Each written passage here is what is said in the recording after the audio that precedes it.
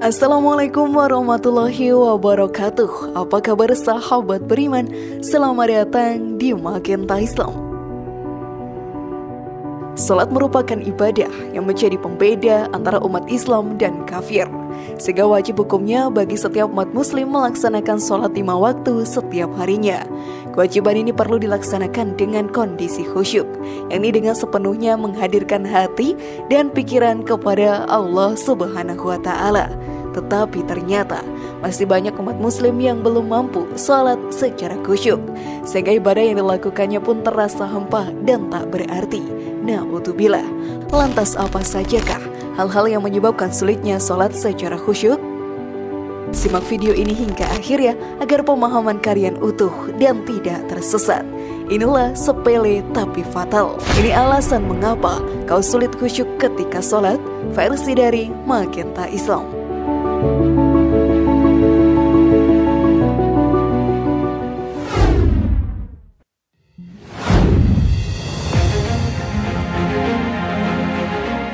Belum mengenal sifat-sifat Allah Subhanahu wa Ta'ala. Sahabat beriman, salat merupakan dialog antara hamba dan Tuhannya yang maha kuasa atas segala sesuatu. Dialah yang maha melihat, maha mendengar, dan maha mengetahui apa-apa saja yang dikerjakan hambanya.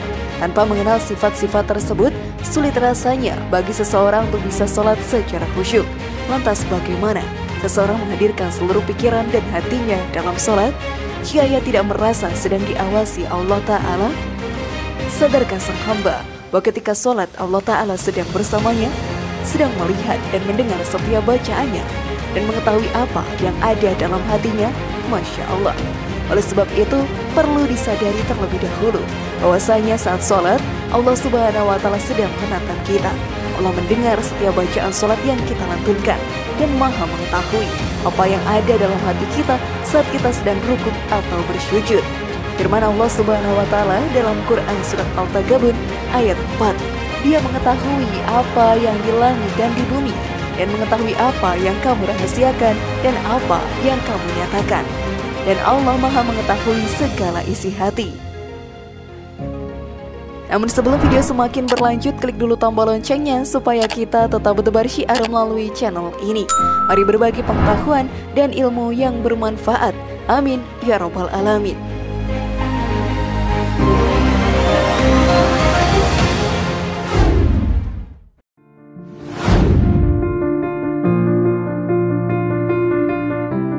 Tak paham kandungan bacaan-bacaan salat. Sedari kecil kita diajari bacaan apa saja yang perlu dilantunkan dalam setiap gerakan salat. Namun apakah kita semua paham apa makna dari bacaan salat tersebut? Bacaan-bacaan dalam salat sahabat beriman berisikan pujian-pujian kepada Allah Ta'ala serta doa-doa seorang hamba agar terus hidup di jalan yang lurus dan dirahmati Allah Ta'ala. Sulit untuk dapat salat secara khusyuk tanpa memahami makna dari bacaan-bacaan salat. Tak ayal, salat pun kerap kali hanya dilihat sebagai rutinitas untuk memenuhi kewajiban saja. Hal ini pun berakibat pada praktek salat yang dilakukan dengan tergesa-gesa dan sering ditunda-tunda. Salat pun akan terasa kosong ketika kita lakukan, sebagaimana layaknya orang mabuk yang tak sadar sedang berdiri, rukuk atau bersujud. Hal ini tertulis dalam firman Allah Subhanahu wa Ta'ala dalam surat An-Nisa ayat 43. Wahai orang yang beriman, janganlah kamu mendekati salat ketika kamu dalam keadaan mabuk sampai kamu sadar apa yang kamu ucapkan. Allah Ta'ala dengan jelas menerangkan pentingnya seorang hamba memahami apa yang diucapkan atau dilantunkannya dalam salat. Tanpa mengetahui makna-makna yang terkandung di dalamnya, salat yang kita lakukan akan terasa sia-sia belaka.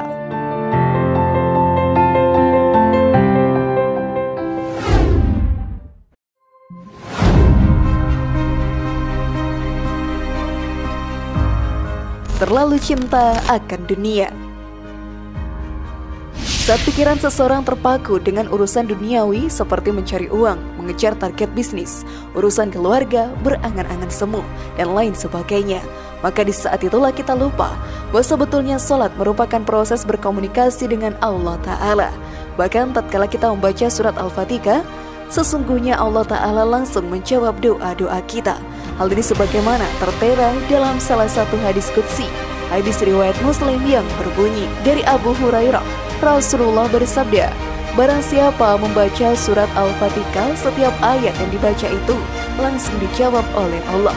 Lalu Rasulullah menyampaikan, ketika seorang hamba berkata, segala puji bagi Allah, Tuhan seru sekalian alam.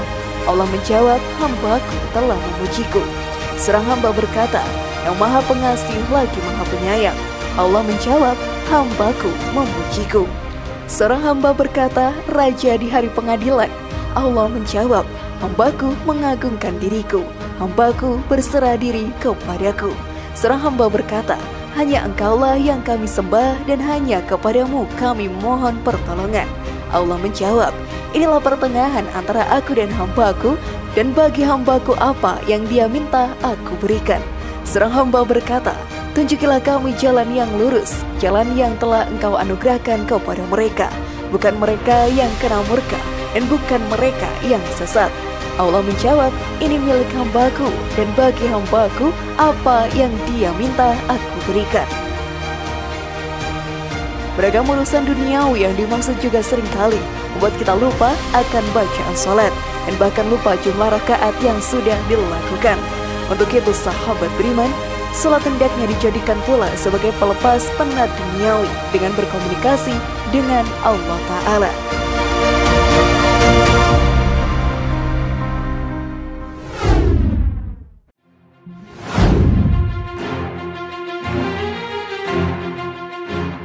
Memakan makanan haram atau berasal dari rizki yang haram. Makanan menjadi kebutuhan manusia setiap harinya, namun tanpa kita duga, makanan mampu membuat kita tidak khusyuk dalam salat. Namun yang menjadi pertanyaan, makanan yang seperti apakah itu sahabat beriman? Terdapat salah satu hadis riwayat Tabrani yang menyatakan bahwa doa dan ibadah seseorang tidak akan diterima jika memakan makanan yang haram atau berasal dari harta yang haram. Hadis tersebut berbunyi, demi zat yang nyawa Muhammad berada di tangannya, sungguh seorang hamba yang makan sesuap makanan haram dalam perutnya, maka tidak akan diterima amal ibadahnya selama 40 hari. Dan siapa saja yang dagingnya tumbuh dari pekerjaan tidak halal dan hasil riba, maka neraka lebih pantas untuknya. Sahabat beriman, jika kalian masih merasa sulit untuk khusyuk dalam sholat, cobalah untuk merenungkan asal-muasal makanan yang kita makan. Apakah di dalamnya terdapat hal-hal yang diharamkan oleh Allah Ta'ala ataukah bukan? Lalu apakah pekerjaan yang sehari-hari kita lakukan mengandung unsur-unsur haram seperti riba, maksiat, khamar, judi, korupsi, sumpah palsu, dan lain sebagainya? Untuk meraih kekhusyukan dalam sholat hendaknya kita semua menghindari berbagai jenis makanan, minuman, ataupun sumber harta yang diharamkan.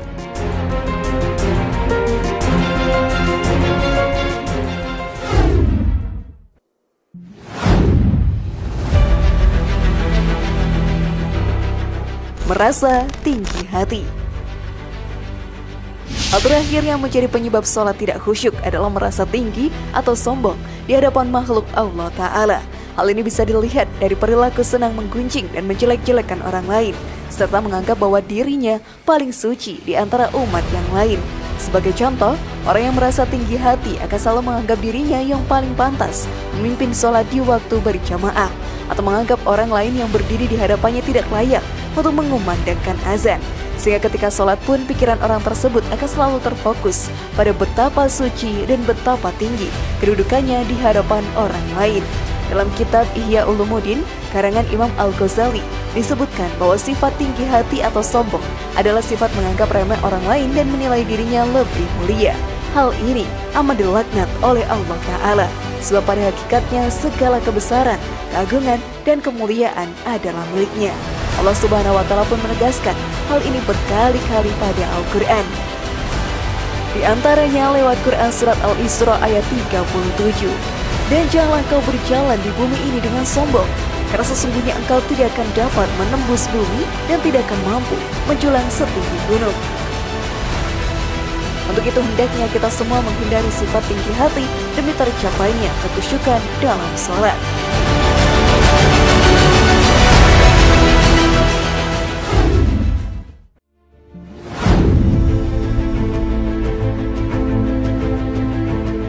Bagaimana sahabat beriman? Sudah jelaskah hikmah yang terkandung di dalamnya? Semoga informasi tadi bermanfaat ya dan buat kita berpikir lebih bijak. Mari bangun Magenta Islam ini dengan cara klik tombol subscribe, like, share, dan aktifkan tombol loncengnya. Wassalamualaikum warahmatullahi wabarakatuh. Dan jangan lupa tonton video yang lainnya.